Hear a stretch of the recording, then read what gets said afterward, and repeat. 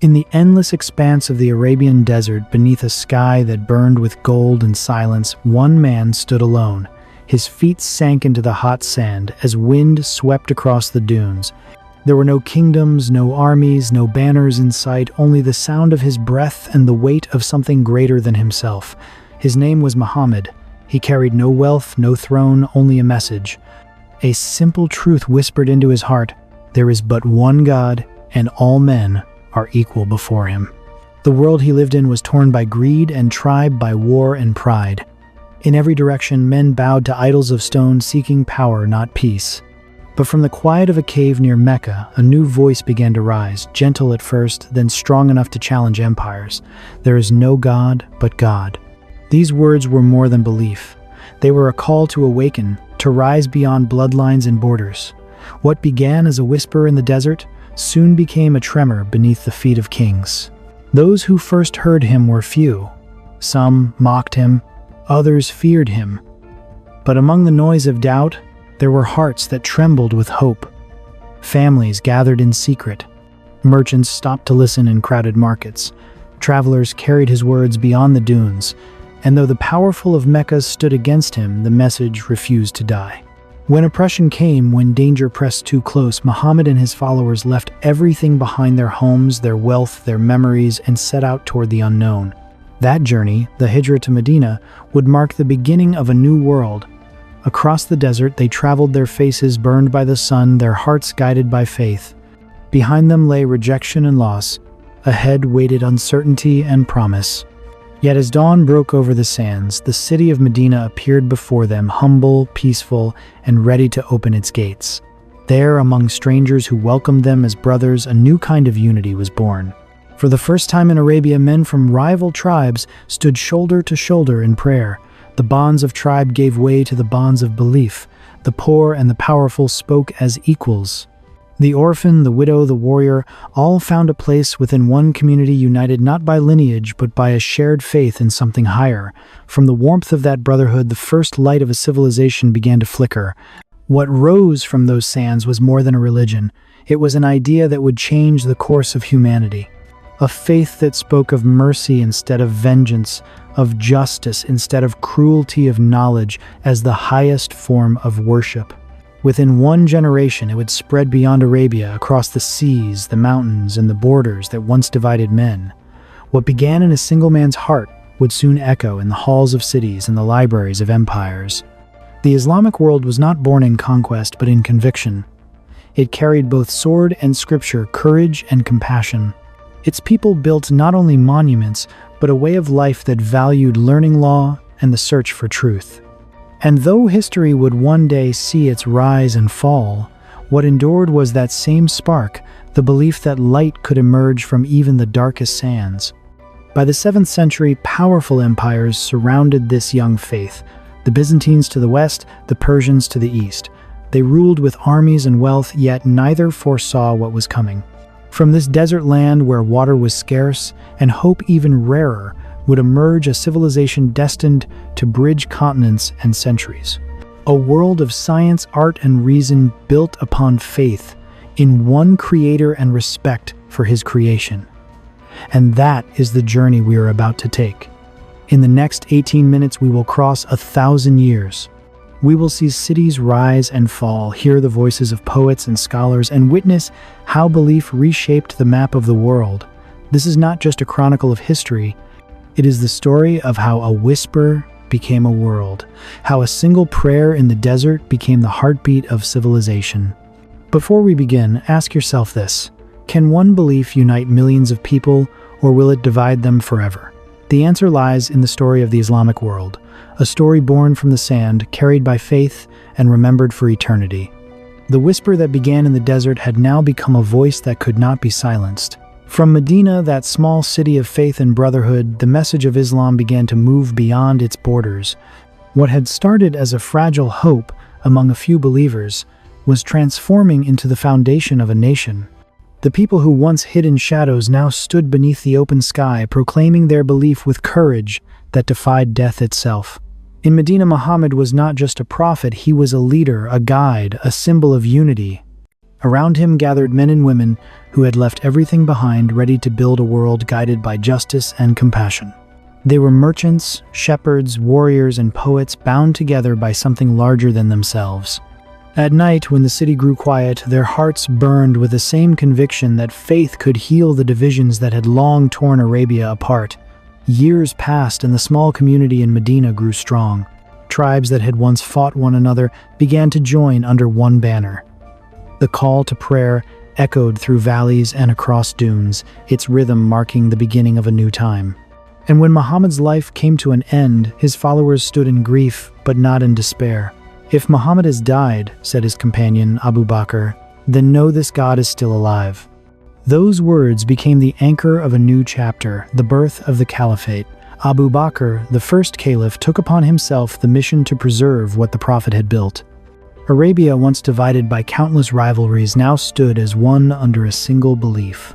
Within a few short years, the unity that faith had created began to shape armies, cities, and laws. The followers of Islam did not see themselves as conquerors, but as carriers of justice, bringing order to a world weary of corruption and tyranny. From the Arabian Peninsula, their banners advanced swiftly into the vast horizons. To the north lay the lands of Syria and Palestine, where ancient empires had fought for centuries. To the east stretched Persia, mighty but weakened by endless war. And to the west, beyond the red sands and the sea, waited Egypt, the jewel of civilization. What began as small campaigns became a tide that could not be stopped. The riders of the desert moved with astonishing speed. Their faith was their armor, their belief, their weapon. When they entered Damascus, they did not destroy, they rebuilt. When they crossed into Persia, they carried not only swords, but ideas about equality, knowledge, and mercy. In every city they reached, they left behind schools, markets, and mosques that became centers of life. For them, victory was not measured by bloodshed, but by the number of hearts that turned toward peace. Among the soldiers rode scholars who kept records of their journeys. One wrote, "We conquer not for wealth or power, but to free men from serving men, so that they may serve only God."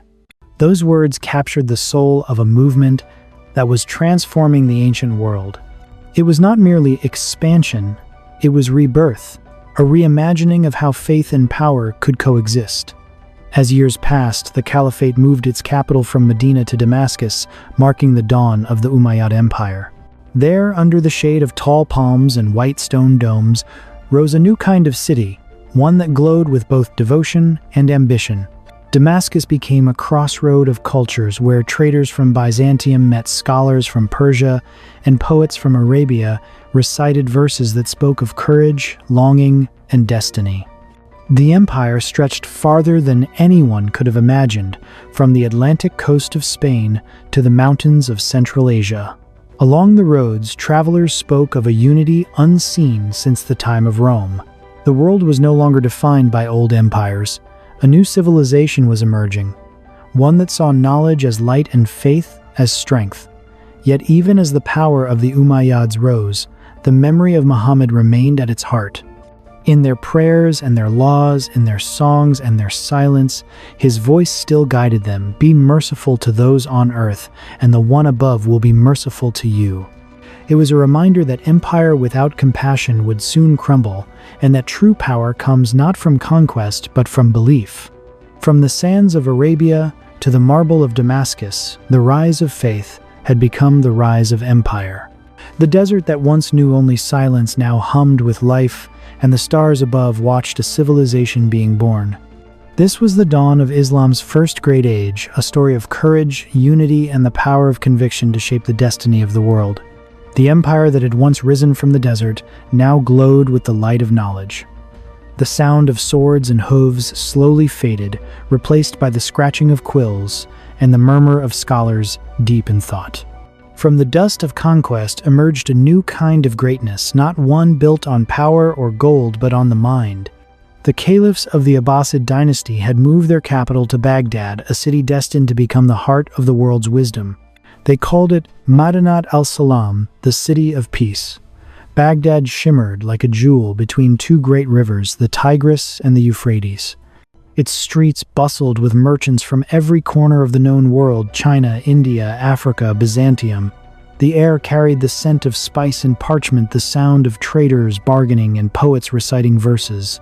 Beneath golden domes and winding alleys, an invisible revolution was taking place, the birth of a new age of knowledge. At the heart of this miracle stood the House of Wisdom, a grand library and academy founded by Caliph al-Ma'mun. Inside its marble halls, ideas from Greece, Persia, and India met and merged into something greater. Scholars worked day and night translating Aristotle, Plato, Euclid, and Ptolemy into Arabic. But they did not stop at translation. They questioned, they experimented, they created. If knowledge is a lamp, one scholar said, then we are the ones who keep its flame alive. Among those who walked these halls was Al-Khwarizmi, the man who gave the world algebra.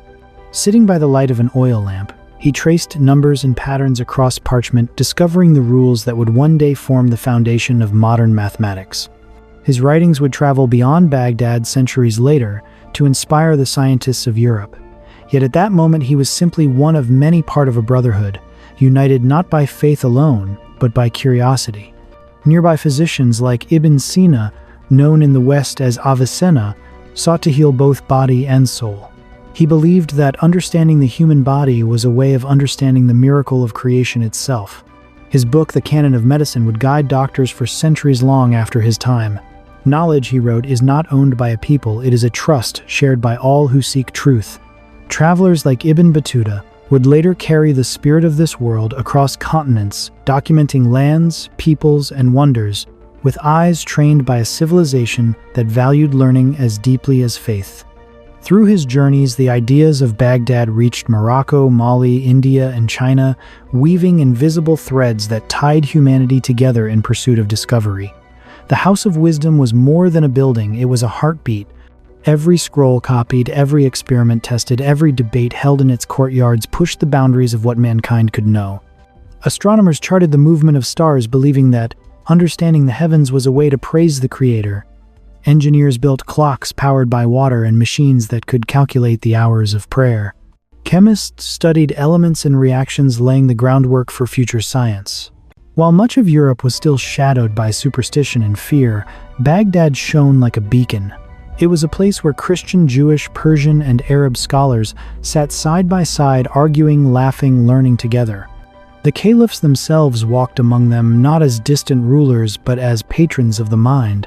The empire had found its true power not in conquest, but in curiosity. Outside the walls of Baghdad, the Islamic world pulsed with life. In Spain, the city of Córdoba sparkled with lamps that burned through the night-lighting streets lined with libraries and fountains. In Cairo, scholars taught at Al-Azhar, one of the earliest universities on earth. In Samarkand and Bukhara, merchants traded silk and knowledge in equal measure. Across 3 continents, a civilization was connected not by armies, but by ideas. The architecture reflected that same harmony. Arches curved like verses of poetry. Gardens bloomed in geometric perfection, mirroring the order of the universe. In the courtyards of mosques, men spoke not only of faith, but of philosophy, music, and the stars. For a time, it seemed that humanity had found balance between the spirit and the mind. From the city of peace, a new light radiated outward, subtle, patient, unstoppable. It would cross oceans, inspire the Renaissance, and remind the world that progress begins when men choose to think rather than fear. Baghdad stood not merely as a capital, but as a symbol of what humanity could become when guided by knowledge, humility, and faith. This was the golden age of the Islamic world, a time when ink shone brighter than steel, when scholars were warriors of the mind, and when every question was a form of worship. In that brief and brilliant moment, the world looked toward the east and saw not a desert, but a dawn. The light that once shone over Baghdad began to dim. The city that had been the heart of the world's knowledge now trembled beneath dark clouds of war. The age of reason and poetry gave way to the echo of drums and the hiss of steel. From the east across the steppes, the thunder of hooves approached a storm unlike any the Islamic world had ever known. It was the year 1258. The Mongols came like a shadow that swallowed the Sunday. Led by Hulagu Khan, their armies moved with terrifying precision, burning cities that dared to resist. Baghdad, the crown of civilization, stood in their path. Behind its great walls, scholars prayed, soldiers prepared, and families clung to hope. They believed their city home to the House of Wisdom, the jewel of Islam, could never fall. But history has no mercy for pride. When the Mongols breached the gates, the earth itself seemed to tremble. Fire devoured libraries that had once preserved the wisdom of the world. Scrolls and manuscripts, centuries of knowledge, turned to ash. The great Tigris River ran black with the ink of destroyed books, its waters carrying away the dreams of countless minds. The city that had taught the world how to think now, drowned in silence. In the streets, smoke rose higher than the minarets. The cries of scholars and children echoed between shattered walls. A teacher, clutching the remnants of a burned manuscript, whispered to his student, "Remember what you have learned. Knowledge cannot be killed, it only sleeps." Those words, fragile and defiant, carried the last breath of an age. Yet even amid ruin, the spirit of faith did not die. From the ashes of Baghdad, the Islamic world began to scatter and adapt. Cities like Cairo, Damascus, and Samarkand became the new keepers of knowledge. The Mongols may have burned the libraries, but they could not extinguish the hunger to rebuild. Where there was loss, there was resilience. While the East faced devastation, the West was caught in another storm, the Crusades. Across the Mediterranean, Christian armies marched under the sign of the cross, seeking to claim the Holy Land. For nearly 2 centuries, the lands of Jerusalem became a battleground, where empires clashed and faiths collided. Amid this chaos rose a leader whose name would echo through time, Saladin. He was not born into royalty, nor did he seek power for its own sake. He was a man shaped by discipline, faith, and mercy. When he finally reclaimed Jerusalem in 1187, the world expected vengeance. Instead, he offered peace. "We may lose battles," he said, "but we must never lose our humanity." His mercy stunned even his enemies. Churches were spared, prisoners released, and families reunited. In that moment, Saladin became more than a warrior. He became the embodiment of dignity in the face of hatred. His example reminded the world that strength is not only measured in conquest, but in compassion. The Crusaders would return and the wars would continue, but the lesson remained: power fades, but honor endures. As the Mongol storm passed and the Crusades waned, the Islamic world began to change once again. The old Caliphate was gone, but new kingdoms rose from its ruins. The Mamluks in Egypt rebuilt what was lost, restoring mosques, markets, and centers of learning. In Anatolia, a small frontier principality began to gather strength, a new power that would one day carry the torch of Islam into a new age, the Ottomans. Through centuries of struggle, one truth endured: civilizations rise and fall, yet their spirit survives through those who remember, rebuild, and believe. From the ruins of Baghdad to the plains of Syria, from the mosques of Cairo to the mountains of Anatolia, the faithful began again. Scholars copied what few texts survived. Merchants reopened the trade routes. The people, tired of endless war, dreamed once more of peace. The storm had changed everything, but it had not destroyed everything.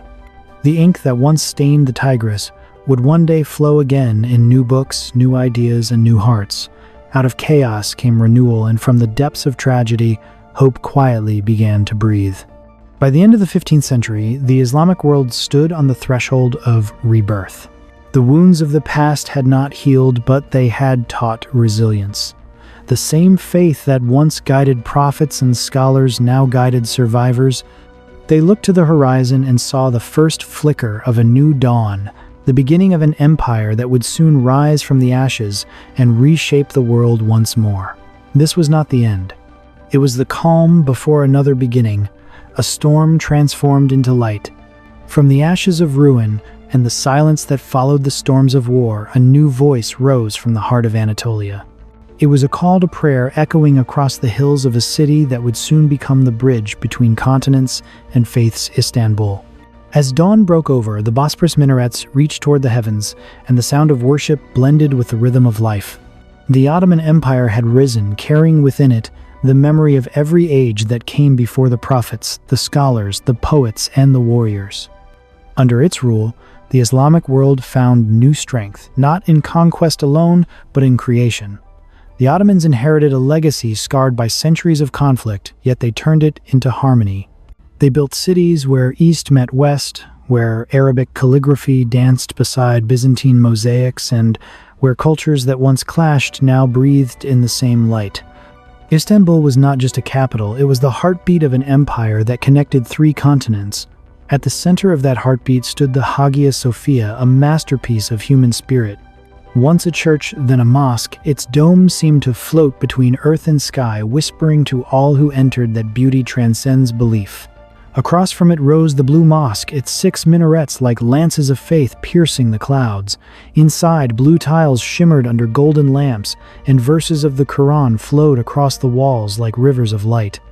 In these sacred spaces, one could feel the dialogue between civilizations, Christian and Muslim ancient, and new woven into stone and silence. Beyond the mosques and palaces, life in the empire pulsed with diversity and learning. In the courtyards of madrasas, mathematicians taught the secrets of numbers to eager students, their chalk scratching the stone like quiet thunder. In the bustling markets of Bursa and Damascus, merchants traded silk, glass, and spices, their journeys connecting not only goods but ideas. In the private rooms of their homes, women wrote poetry, weaving emotions into words that spoke of faith, love, and freedom. Artists painted miniature worlds where imagination replaced walls, and calligraphers turned letters into art so divine that each stroke felt like prayer. The Ottomans understood that knowledge was the truest wealth of all. They built hospitals that blended science and compassion, where physicians studied the writings of Ibn Sina and added their own discoveries. They mapped the stars, improved navigation, and refined medicine. Across Europe, echoes of this enlightenment began to stir. The Renaissance, that great rebirth of art and reason, carried within it the quiet influence of the Islamic Golden Age, the translations, the numbers, the philosophies that had once filled the House of Wisdom. The empire was vast, stretching from the deserts of Arabia to the mountains of the Balkans, and within its borders countless faiths and tongues found a fragile balance. Churches stood beside mosques, synagogues beside markets. Diversity was not always easy, but for centuries it endured. The Ottomans governed with a belief that every soul had a place under the same sky, that mercy and order could live side by side. Through triumph and failure, the empire left a mark not of domination, but of endurance. Its architecture became the language of unity, its culture a song sung in many voices. And though time would eventually erode its power, what remained was the memory of a civilization that saw faith not as a wall but as a bridge. As centuries passed, the world began to change again. Machines replaced hands, empires gave way to nations, and the old order faded into memory. Yet even as the Ottoman banners came down, the light they carried did not disappear. It passed into new hearts, new lands, new generations. The spirit of learning, art, and compassion that once defined their world continued to shape ours, from the hospitals that heal to the architecture that inspires to the poetry that still stirs the soul. In every modern city that stands upon their ruins, traces of that legacy remain. In Istanbul, the call to prayer still rises above the noise of traffic. In Granada, Cordoba, and Cairo, the geometry of old mosques still captures sunlight as if it were divine. And in the libraries of the world, the works of their scholars still whisper across centuries, reminding us that the search for knowledge is endless.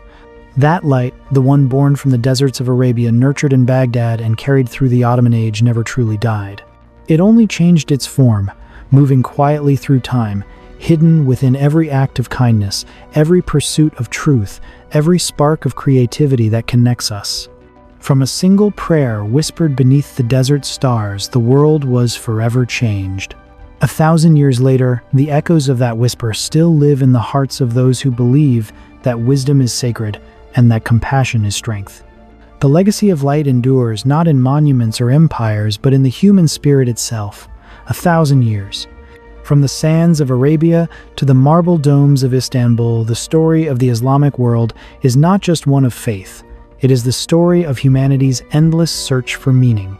It began with a whisper in the desert, grew into an empire of knowledge, and left behind a legacy that still shapes the world today. From Muhammad's message of unity to the scholars of Baghdad, from the courage of Saladin to the artistry of the Ottomans, each generation carried the same flame, the belief that light once kindled must be shared. We have witnessed glory and grief, triumph and loss, but through it all, one truth endures. Civilizations rise and fall, yet the ideas they give to the world live on. The ink that once darkened the Tigris flows, now in our books, our medicine, our science, our art. The faith that once united tribes beneath the desert sun still inspires millions to seek truth, compassion, and peace. And so we must ask ourselves, what can we learn from a civilization that once illuminated the earth?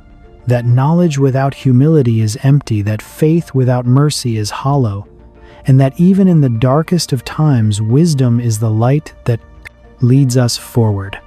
If you believe that knowledge can change the world, share this story, let it travel further, touch another heart, awaken another mind, because light never dies.